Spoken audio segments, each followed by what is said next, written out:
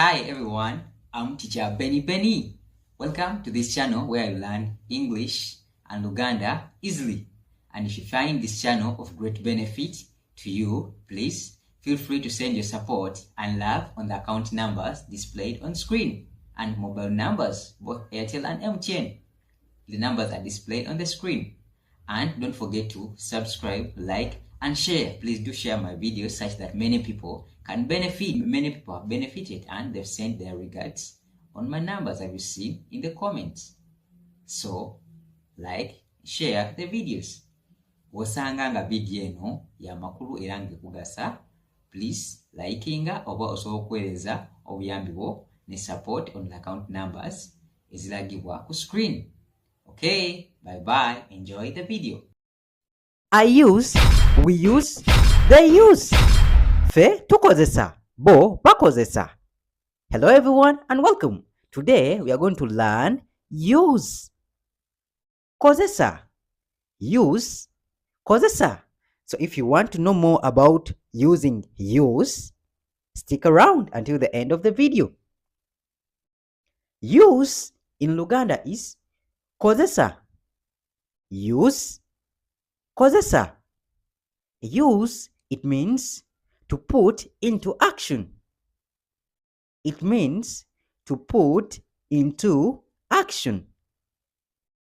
Kozesa kitegeeza okuteeka ekintu mu nkola. Kozesa kitegeeza okuteeka ekintu mu nkola. Use is a helping verb in most sentences. Use is a helping verb in most sentences. Kozesa kigambo ekiyambi mu mboozi ezisinga. Kozesa kigambo ekiyambi mu mboozi ezisinga. And remember, helping is ekiyambi. So, kozesa kigambo ekiyambi mu mboozi ezisinga. Examples on use. Ebyokulabirako. Examples. Ebyokulabirako. Please note, for I / nze, we use inkozesa. Inkozesa. For I / nze, we use inkozesa. For we / fe, we use tukozesa. Tukozesa. We / fe, tukozesa. Tukozesa. For they / bo, they use bakozesa. Bakozesa. They / bo, they use bakozesa. Bakozesa.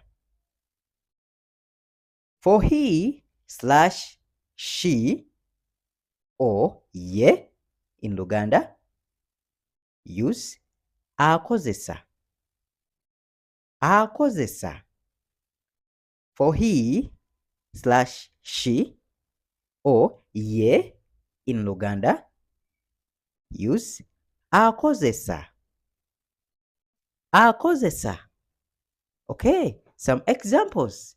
Ebyokulabirako. I use that Vaseline. I use that Vaseline. And remember, Vaseline is ekizigo. Vaseline, ekizigo. So, I use that Vaseline. Nze nkozesa ekyo ekizigo.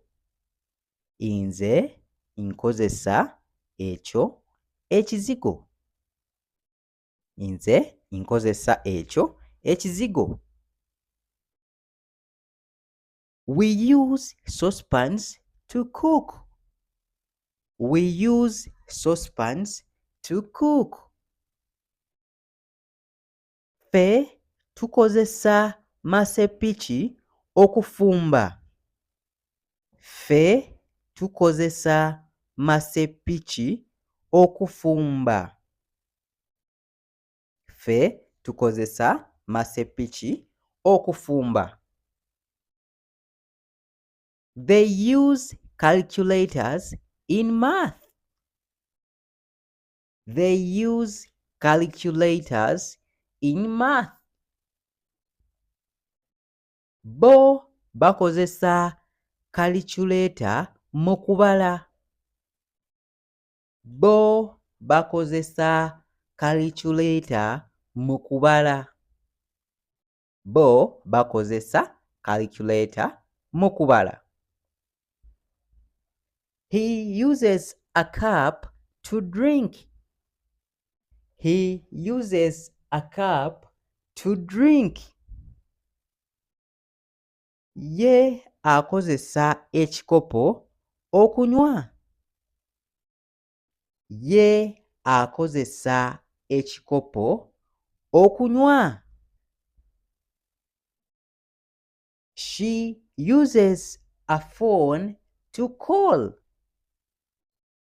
She uses a phone to call. Here what you should note, for he or she, we use akozesa. So, she uses a phone to call. Ye akozesa essimu okukuba.